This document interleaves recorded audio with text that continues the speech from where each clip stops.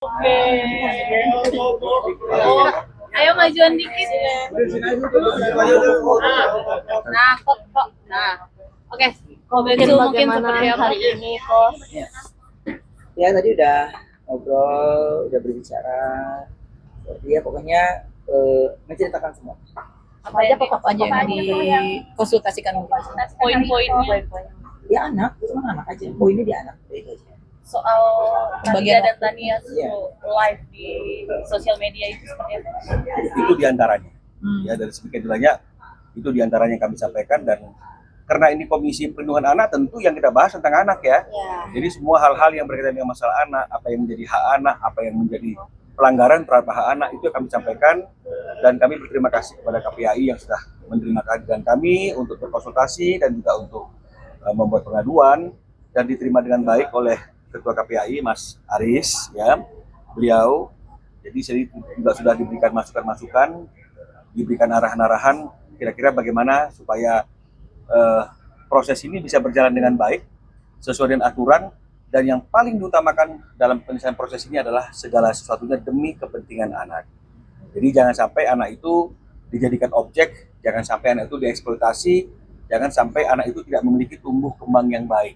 Jadi itu tadi yang diarahkan oleh Mas Aris, dan mungkin teman-teman juga bisa bertanya ke Mas Aris sebagai Ketua KPAI apa yang menjadi agenda dan arahan beliau kepada kami pada saat berkonsultasi pada hari ini. Silakan Pak. Maaf, sebenarnya teman-teman maaf ya, gua harus live lagi ya.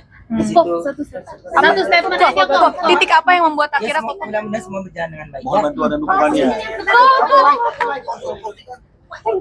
Gimana Pak? Oke, baik.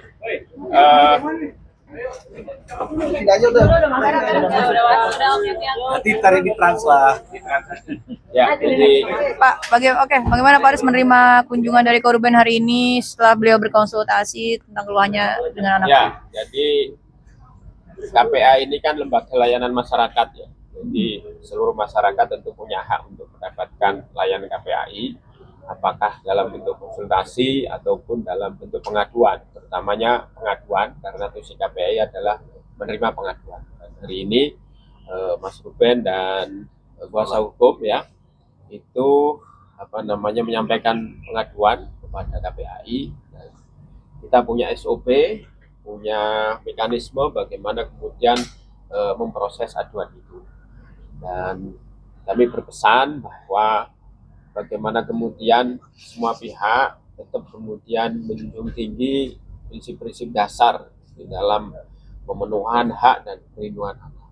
Bagaimana kemudian dalam konflik keluarga, dalam konflik pengasuhan dan lain sebagainya, anak kemudian tidak boleh menjadi korban. Karena prinsipnya adalah di dalam Undang-Undang Perlindungan disebutkan prinsip-prinsip dasar perlindungan tetap harus kemudian dalam situasi apapun hak hidup anak tetap harus dijunjung tinggi, hak tumbuh kembang anak harus dijunjung tinggi, perlindungan anak harus menjadi perhatian, kemudian juga kepentingan terbaik buat anak juga menjadi perhatian, kemudian bagaimana suara anak ya, partisipasi anak juga kemudian perlu kemudian menjadi pertimbangan. Seperti itu. Jadi semua hal apa yang kemudian menjadi prosedur pengaduan tentu itu hak masyarakat untuk mengakses, dan kami melayani sebagaimana tugas kami, dan langkah-langkahnya juga sudah kami jelaskan setelah mengadu hak sebagai pengadu seperti apa, kemudian langkah-langkah berikutnya seperti apa, sudah kami sampaikan sesuai dengan SOP yang ada di KPAI. Oke, setelah ini apakah dari KPAI akan memanggil pihak dari ibunya anak-anak atau akan berkunjung melihat situasi kondisi anak-anak atau seperti apa, Pak? Ya, tentu itu menjadi langkah-langkah setelah kami melihat mengasesmen apa yang kemudian tadi disampaikan di tahap pertama ini. Seperti itu. KPAI akan menjadi moderator juga untuk mengenai masalah Ruben dan juga Sarwena soal apa harus anak, Pak? Moderator yang mau diskusi apa ini? Mediasi. Tentu ada di dalamnya adalah tugas KPAI melakukan mediasi. Tapi tahapan-tahapannya harus kemudian kita cermati, kita melakukan asesmen dari berbagai pihak sehingga betul-betul kepentingan terbaik buat anak itu kemudian bisa kita gali dan mendapatkan jalan terbaik dari situasi yang ada. Bang Minola Ya. sendiri kalau Bang. tadi poinnya Dengan Bapak udah cukup? Masih ya. Bapak banyak tugas ya. Oke, makasih Pak. Abang, Pak, ini tadi kan satu poin aja, boleh dibocorin poin-poin. Ya. Berapa poin sih bang? Jadi Apa sebenarnya kan ini kan ada, kita kan bicara tentang fungsi KPAI.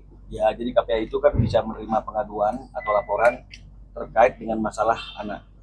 Yang pertama adalah hak anak untuk bertemu dengan orang tuanya. Ya. Meskipun telah terjadi perceraian antara ayah dan ibu, tapi karena tidak ada mantan ayah dan tidak ada mantan ibu, tidak ada mantan anak, maka anak tetap harus memiliki hak untuk bisa berkumpul tanpa ada halangan dengan ayahnya dan juga dengan ibunya. Jadi karena anak ini sekarang ini sesuai dengan kesepakatan di Akta 39 ada dalam kekuasaan dan asuh ibunya, maka harusnya anak ini juga mendapatkan hak dan diberikan hak untuk bisa berkumpul bersama dengan ayahnya. Itu hak yang mendasar, ya. Dan tadi sudah kami perlihatkan kepada pihak KPAI ada aturan yang memang bersifat tertulis mengatakan dan disepakati 2 sampai 3 hari dalam 1 minggu anak-anak ini berkumpul bersama dengan ayahnya. Jadi bukan bertemu. Jadi berkumpul 2 hari 3 hari ya dengan ayahnya. Ini yang tidak terrealisasi dengan berbagai macam alasan dan kondisi yang akhirnya membuat ketika kami bicara tentang hal itu ini menjadi hal melebar ketika dibawa ke arah-arah yang lain. Nah, yang kedua, ini bullying. Jadi anak itu kan harus bebas dari tekanan. Ya, di sekolah dimanapun termasuk di rumah. Nah, bullying itu kan bisa terbagi 2, fisik dan psikis. Nah, kalau misalnya kemudian patut diduga di dalam rumah itu sendiri ada suatu pengkondisian, ada suatu pressure yang membuat anak-anak itu tertekan dan tidak bisa menjadi apa adanya dirinya, baik itu berkaitan dengan masalah keinginan anaknya untuk bertemu dengan ayahnya jadi berubah, ya seperti yang tadi saya sampaikan. Kalau di ruang publik saja mereka tidak segan-segan untuk melakukan sindiran-sindiran, hinaan-hinaan kepada ayah daripada anak kandungnya sendiri, ya tidak untuk kemungkinan di ruang tertutup hal itu juga sering dilakukan. Dan tadi kami memperlihatkan beberapa video dan bukti terkait dengan masalah dugaan yang tadi saya katakan tadi itu, mencoba untuk mendoktrin anak-anak supaya artinya itu salah satunya supaya tidak mau berkumpul dengan ayahnya atau mungkin ada ketakutan-ketakutan hal yang lain.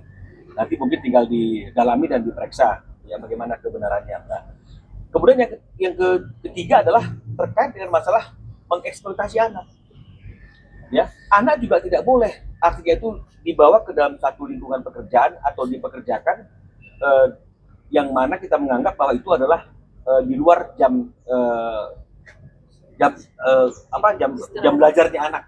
Jadi jangan menggunakan jam istirahat anak itu untuk melakukan hal-hal yang seperti itu yang harusnya ini mendapatkan persetujuan bukan hanya daripada ibunya tapi juga dari ayahnya. Karena seorang anak pasti lahir dari seorang ibu dan juga memiliki seorang ayah. Ini yang tidak pernah terjadi karena seperti yang tadi kami sampaikan, Ruben ini tidak pernah dilibatkan berkaitan dengan masalah hal apapun, tidak pernah didiskusikan berkaitan dengan masalah hal apapun jika itu berkaitan dengan masalah anak. Ya, jadi ini yang tidak boleh karena kita kan melihat nih anak-anak itu diajak ikut live di malam hari, bukan di jam anak-anak yang harusnya itu masih bekerja atau melakukan aktivitas, karena harusnya anak-anak istirahat karena besok harus sekolah lagi. Bahkan dalam live itu sendiri ada situasi-situasi yang sebenarnya itu tidak aman buat anak. Apa itu tidak aman? Ya bahasa-bahasa dewasa, kemudian mungkin gestur-gestur yang sebenarnya ada konotasinya itu seperti pesan-pesan yang mengarah ke sesuatu hal yang sebenarnya itu tabu. Ini juga tidak baik untuk perkembangan psikis anak. Jadi ini kami sampaikan tentu dengan bukti-bukti yang ada pada kami, bagaimana anak-anak ini juga sebenarnya tertekan untuk mengikuti yang namanya live TikTok itu. Nah, jadi itu sudah kami sampaikan semuanya dan selama ini saya sampaikan tentang 2-3 hari, saya sampaikan bahwa segala sesuatu yang berkaitan dengan masalah anak ini harusnya didiskusikan, tidak boleh dieksekusi sendiri oleh ibunya. Ya, jadi banyak peristiwa yang tadi kami bahas di situ, kami mau tunjukkan ini. Ya, jadi di sini dalam Akta 39 itu saya sudah garis bawahi, tadi saya tunjukkan kepada Pak Ketua KPAI, bahwa memang ada kesepakatan, boleh di zoom? Agak ditegakin dikit. Ya, ini ya, 2-3 hari, 2 sampai 3 hari dalam 1 minggu berkumpul. ya tinggal bersama dan waktunya diatur oleh kesepakatan para pihak. Jadi ini yang tidak terrealisasi. Mati. Bang layarnya. Mati layarnya, hidupkan lagi Mbak. Satu Mbak yang pegang deh. Ya. Apa nanti? Dah, ya. 2-3 hari. Ya 2-3 hari. Ya. Jadi ini yang selalu kami tagih. Tapi selalu yang muncul hal yang lain. Yang muncul masalah debt collector, yang muncul mengenai masalah rumah, yang muncul mengenai masalah ambil parfum. Ini tidak tersentuh sama sekali hak yang 2-3 hari itu. Ya. Kemudian di bawah juga diatur terkait dengan masalah biaya anak-anak. Itu harus disampaikan dan didiskusikan. Disampaikan dan didiskusikan oleh kedua belah pihak. Berarti S harus menyampaikan, mendiskusikan, baru kemudian diambil keputusan. Tapi selama ini kan tidak. Yang mengambil keputusan tanpa diskusi selalu S. Dan Ruben harus mengikuti. Jika tidak mengikuti, ya tadi itu banyak isu lah, debt collector lah, ini rumah KPR, kami nggak mendapatkan hak ini. Jadi ini yang akhirnya kemudian kami harus menggunakan hak jawab, tapi kemudian kami yang diminta, yang dituduh sebagai orang yang membawa masalah ini ke ranah publik. Jadi hak-hak ini yang kami sampaikan tadi itu harus dijamin. Karena ini sudah bukan hanya undang-undang yang menyampaikan bahwa ada hak anak untuk bertemu dengan ayahnya, tapi juga kesepakatan kedua belah pihak dari tanggal bulan Juni tahun 2024 ini sudah nyata sekali. Jadi tidak ada hal lagi yang sebenarnya perlu dibicarakan, perlu dinegosiasikan, hanya perlu dijalankan dengan itikat baik. Ya, jadi ini semuanya sudah kami sampaikan kepada pihak KPAI dan mereka juga tadi ketika kami sampaikan bukti-bukti yang berkaitan dengan masalah dugaan-dugaan penekanan secara psikis itu ya ikut kaget gitu. Dan ini ketika Ruben sampaikan belum pernah disampaikan ke publik. Jadi sangat kaget, sangat miris gitu. Ada situasi dan kondisi anak-anak itu diperlakukan seperti itu. Ya. Saya kira itulah yang menjadi materi kami tadi pada waktu bertemu berkonsultasi dengan